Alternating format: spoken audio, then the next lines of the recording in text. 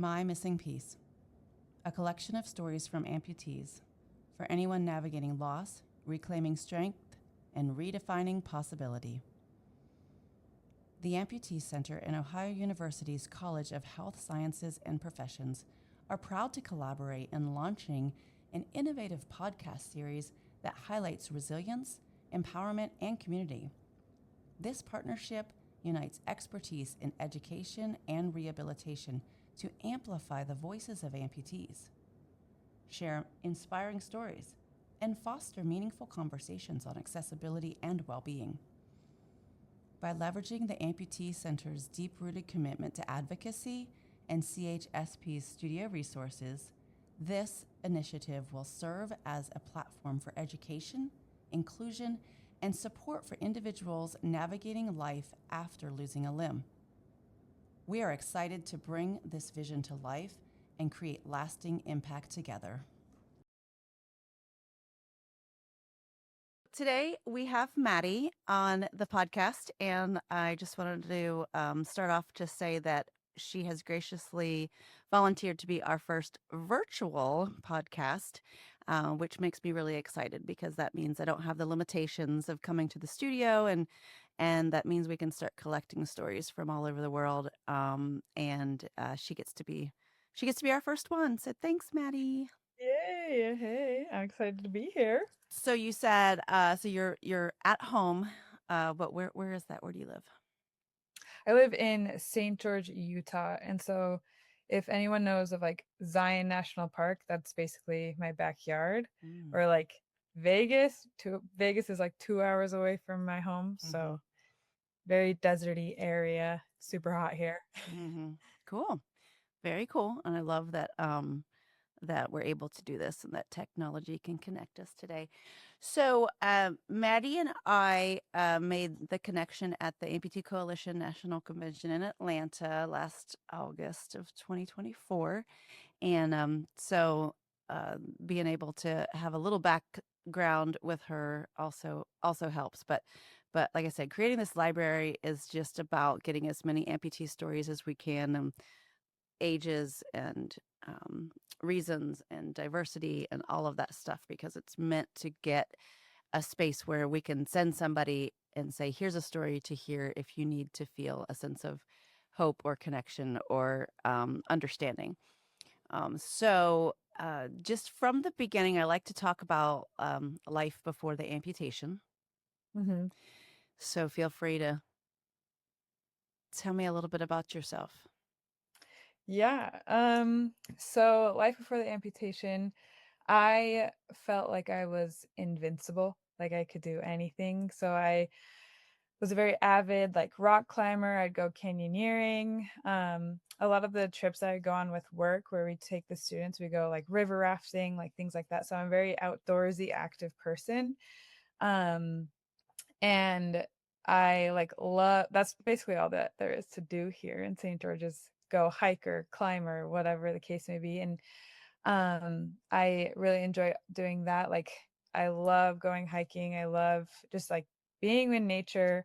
Um and I also like got my psychology degree about 6 years ago, and I worked at like the treatment center like I said before, and basically there like that was a big part of my life, was just like taking care of these teenagers and like teaching them and mentoring them and trying to help them find a life worth living. And so I had like the outdoors to help me navigate that with them, and I don't know, it was a good experience. Like I loved it, but I definitely felt like I was very invincible and I could never get hurt or anything would happen to me Hmm. before the accident.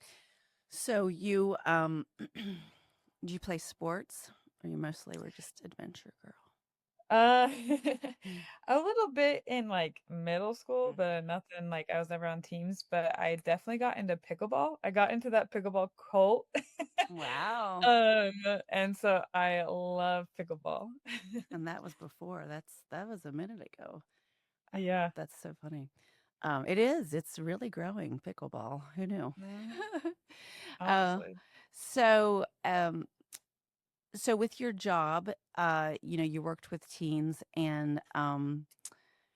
And yeah, so let's talk about the days leading up to or the morning of or what where were we at? What day? What was the date? It was September 15th, 2023. Um, and like leading up to it, I had begged my executive director to have this like big celebration with the students because typically she would do a PowerPoint presentation and hand out some cookies to these students. And I'm like, no, if we're gonna have a quarterly celebration, like I want to have fun with them. I want to do like something exciting.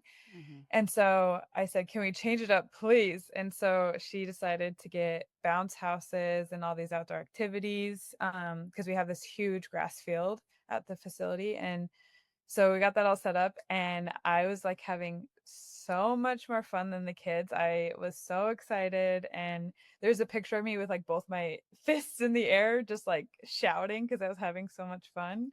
Um, and so we were like paired off in groups with the students and staff like mingled together.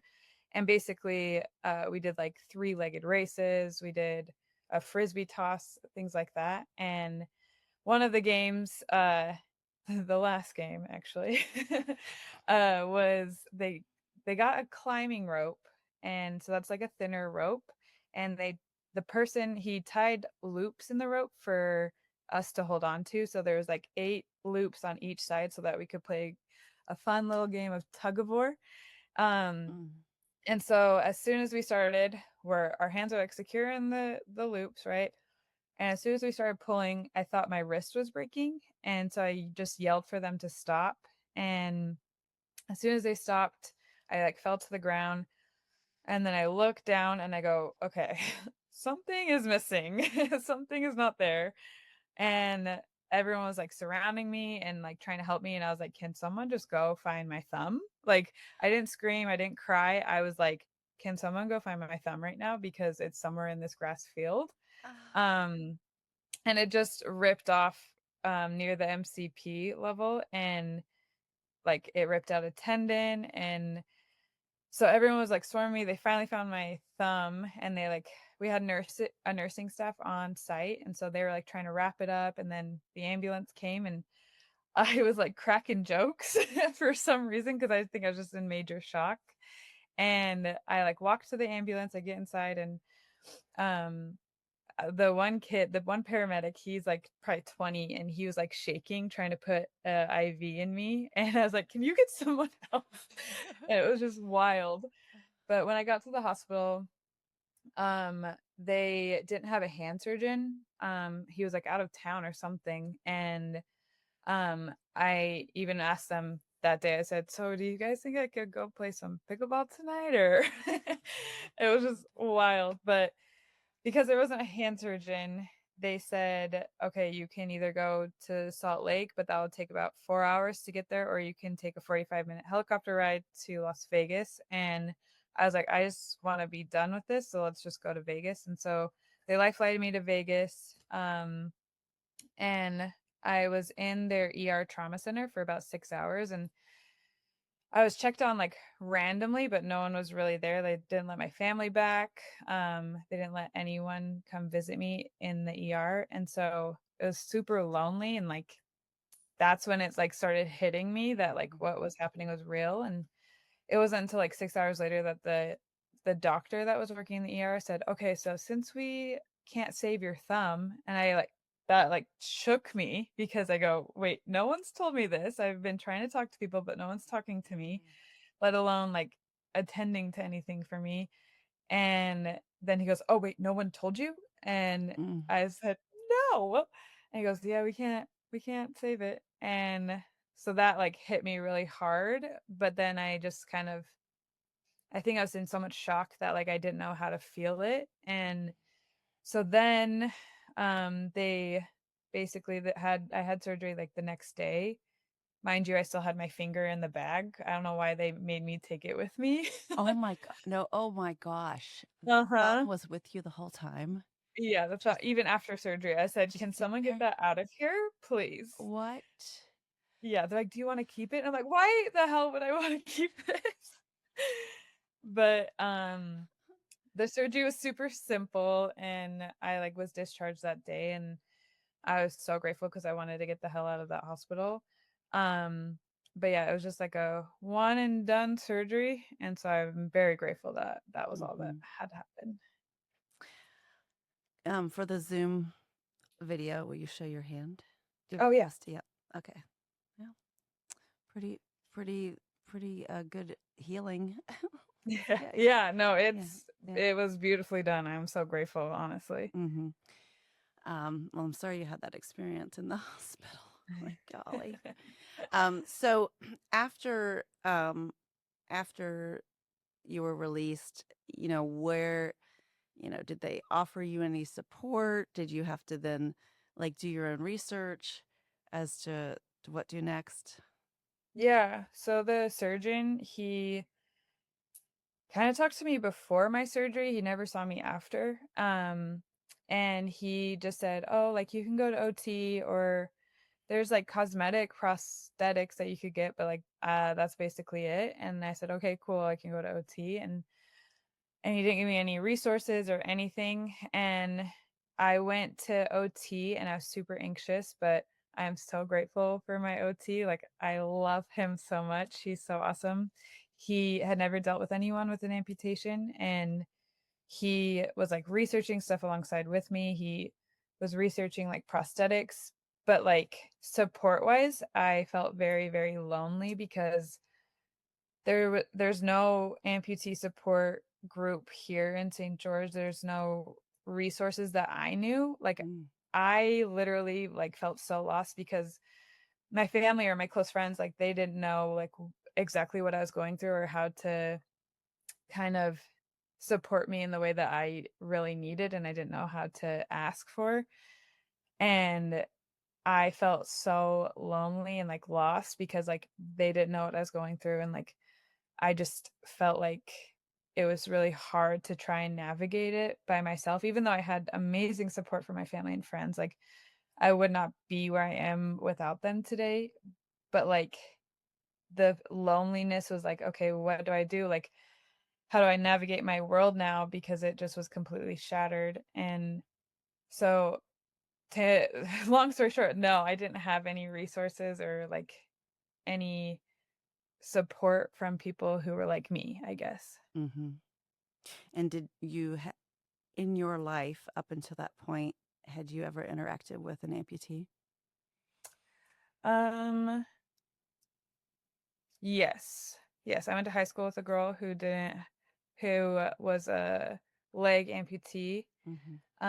but she was awesome. She was so cool. Mm-hmm. Um, and then I'm trying to think. No upper, but mainly, like, the leg amputees. Mm-hmm. So were you able to find hand or upper extremity support? No, so it wasn't until I went to the Amputee Coalition that I was like, "Oh, there's actually a lot of people out here, and there's a lot of support systems that I didn't even know about." Mm-hmm.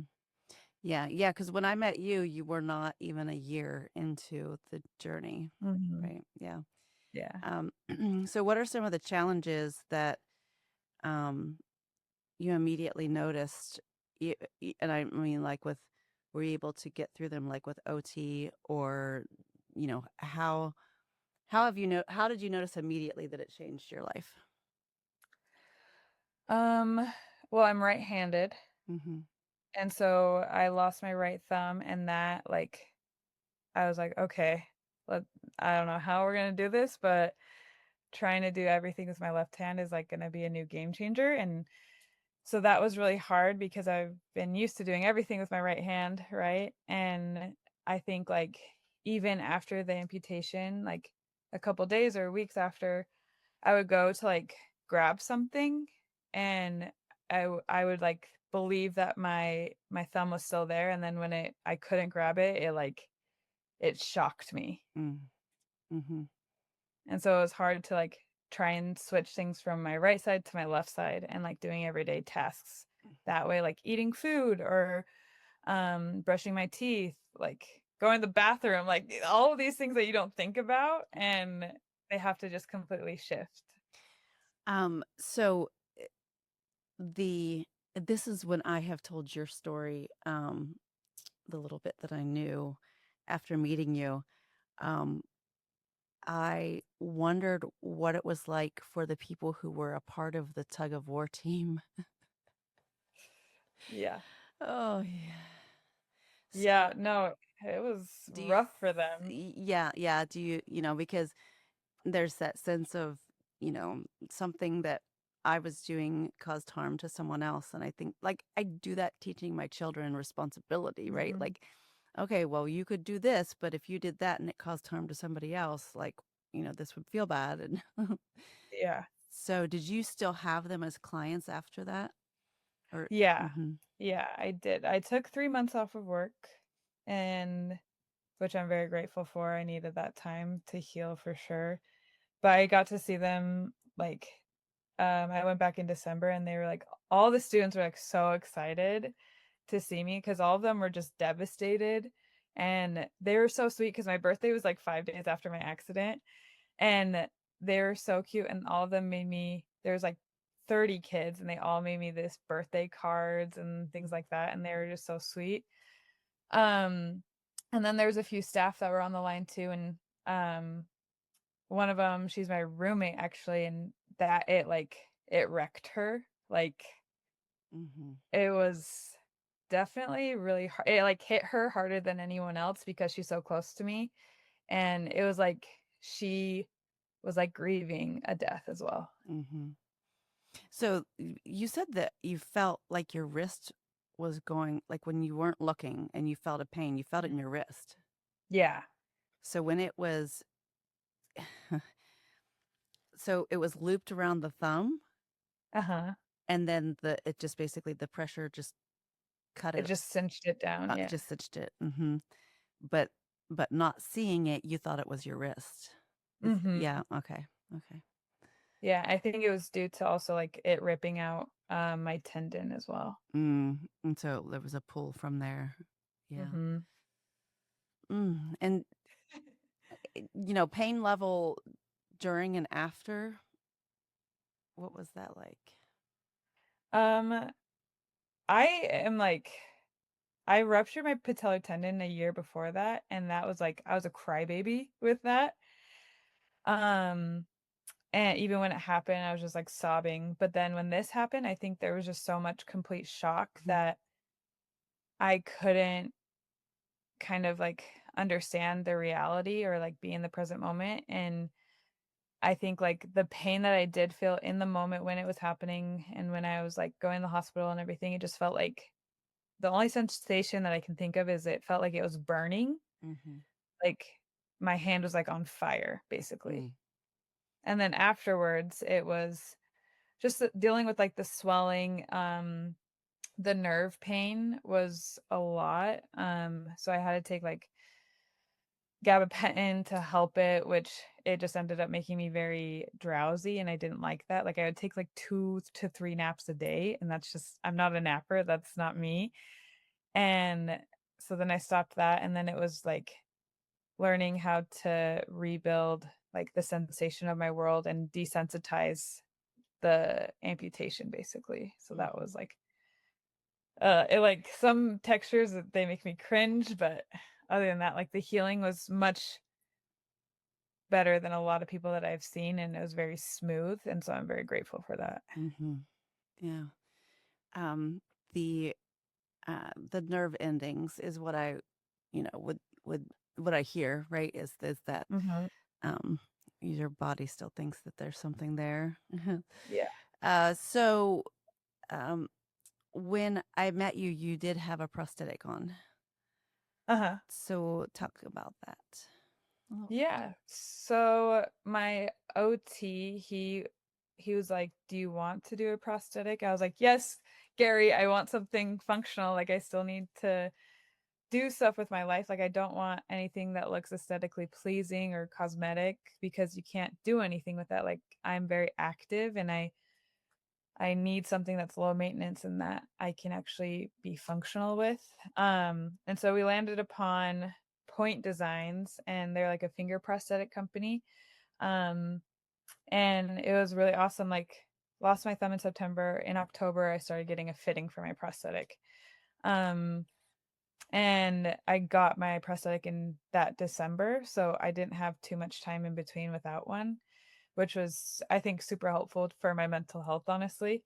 Um, but I love it. Like, so this is my prosthetic and it's all mechanical, so it's on a ratcheting system, so I can adjust it to whatever grip that I need, and then Mm-hmm. I can reset it. It's super robust and like it can hold up to 150 pounds, and I just love it because it looks bionic. Like my Mm-hmm. everyone thinks that it's like a cast or something, but I'm like, no, it's my thumb. Mm-hmm. My friend's daughter, she calls it my magic thumb, Mm-hmm. and it's so cute to see her like all excited about it.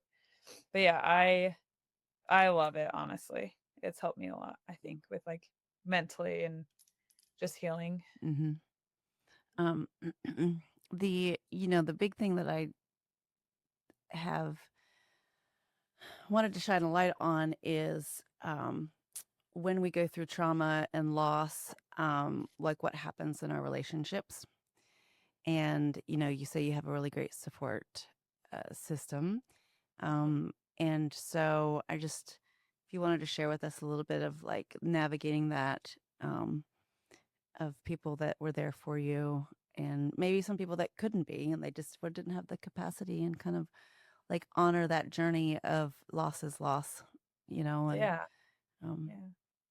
like you said, I your think roommate like grieving, honoring that, and you now then had to hold space for them grieving your loss. mhm. Yeah. I think like initially with my family, like it hit my family so hard compared to me because I think like I wasn't cognizant of like accepting it as a reality. So I was like, "Guys, we're fine. Like I'm alive." But they were also like grieving my death and like I would make jokes and I remember my dad being like, "Maddie, don't talk. No, we can't make those jokes." And I'm like, "I can make these jokes." Mm, And so I had to be cognizant of them and like their healing because like they don't want to see their loved one like be hurt and have to go through this. And it was also like a great experience because my aunt, who I'd never met because she was adopted, um, when my grandma was 16, she had this daughter. She had to put her up for adoption. I had never met her, but my whole family met her earlier that year. And she lives in Vegas. She's a nurse and she like does paramedic classes. She teaches a lot about nursing and she's like a part of the board and the hospitals in Vegas, and she came to the hospital and like immediately it was so awesome. Like she just like showed up with so much love and like she'd never met me before, but I felt like I knew her my whole entire life and she was just so helpful and she's like telling the medical staff what to do and she's like, "What is wrong with this?" and just telling everyone all this stuff. And so I think with my relationships, I have just felt so much gratitude for everyone. And I like get emotional because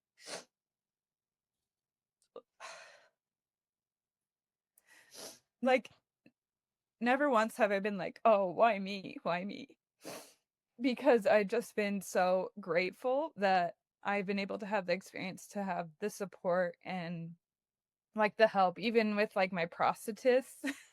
I'm obsessed with them and they know that because they're so amazing and like I have such a great relationship with them. And so I think for me it's like I I did go through like the sadness, but at the end of the day it was just like I am filled with so much gratitude for like everyone and like everything that has happened with my whole experience. Sorry. mm. That's okay. Yeah, no, that's part of the journey. Yeah, for sure. I mean, I have tissues, but Yeah, thank you. them. Um, so I think that that's just an overwhelming theme in these journeys of amputations. That I'm grateful, and this is the time that we can tell the stories, right? Where you're in another step of healing, and hopefully somebody finds these stories when they're in the early steps of healing and they can't Yeah, process all this. So right. um, So hopefully, there's that awareness of like the value of support in relationships and finding a great prosthetist and finding, being your own advocate and making sure that the people surrounding you. I think it's a good reminder in everyday life, right? When we are surrounding ourselves or we go, I'm not surrounded by great people right now, right? I mean, Mhm. you might have that moment and you go like, yeah, if they can't support me when I've stubbed my toe, maybe I need to like make sure I surround myself with good people. Yeah, Right, right. right. So, I even a little yeah. cautionary tales.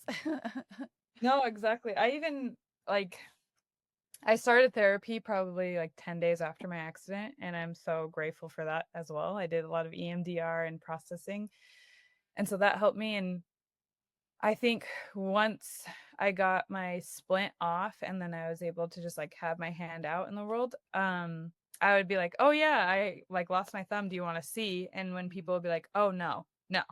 Like, that would offend me, and I would get upset, and I brought that to my therapist, and I said, like, "Why are they being assholes?" Like, you know, and she just goes, like, "They don't have the capacity to see that or, like, are not aware or know how to process it, and so you shouldn't be, like, looking for that outward validation from other people to be like, 'Oh my gosh, yeah, like, that's crazy.'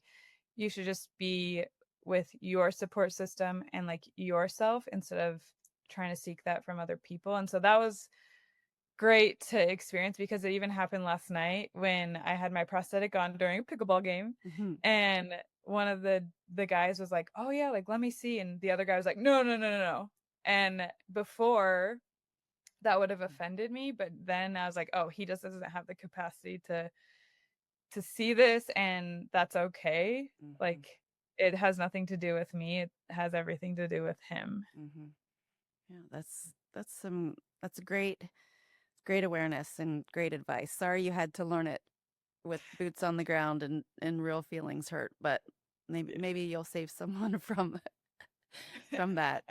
Um, and kudos to you for making sure that you had, therapy and support and, Mhm, the safe space because I hear that well, I mean, you hear that in every world, not just the amputee world. So mhm, so you work so when I saw you, you were doing like some presentations on the prosthetic and just kind of explaining the value of it. And one of the things that, because I was actually there with another hand amputee, Carrie, that lost her mhm, pinky, and so she talked about like um, the differences that I spend so much time with leg amputees, so not thinking about like just bumping it, and the nerve endings and talk about like maybe some sensations or things that like maybe we wouldn't things that what surprised you the most with that loss that you would never have dreamed of. um, I think well, statistically, what surprised me was when I went to the Amputee Coalition Hmm. at the conference, I walked in and I go, "Oh, I don't need to be here. I just lost my thumb. Like, I'm fine, guys."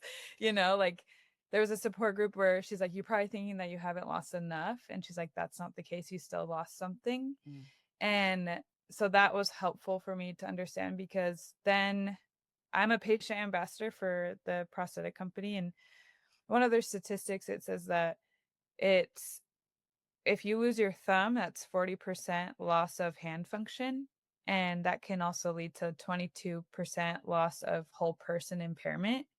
And so that was really eye-opening to me of like, oh, this was a really significant loss, even though it's like just my thumb or whatever. But losing your thumb, it sets you apart from mammals, you know? It's you need to have your thumb to grasp things and to hold on to things, open things, and I think what was surprising to me was having to retrain my brain, like, every single day because for 28 years, I was used to just holding things, grabbing things without even thinking about it, and then having to actually think about it was like a shock to me. Hmm. That I'm glad you mentioned that because I have invited people who have like a small, like a toe amputation, or, and they're like, no, I don't have a big enough need. Yeah. It's this isn't, the amputee center isn't for me. I don't want to take away a service that could help someone else. Yeah. And it's humility, and it's maybe trying to be a good human and just being like, oh, I'm all right. But there is that sense that, like, you do deserve to recognize that you've lost something, and it has had to change you in some way. And what you bring to a conversation may help someone else. So, I'm glad that I think Carrie attended that one too, because I remember her saying similar things of, like, Yeah. it's because when you say I'm an amputee, people look down at your legs immediately, right? Right. They're like, wait, what? It's like, no, you're not. Uh-huh. Yeah. So I said at No. the amputee coalition, I always, um I was with four other amputees, and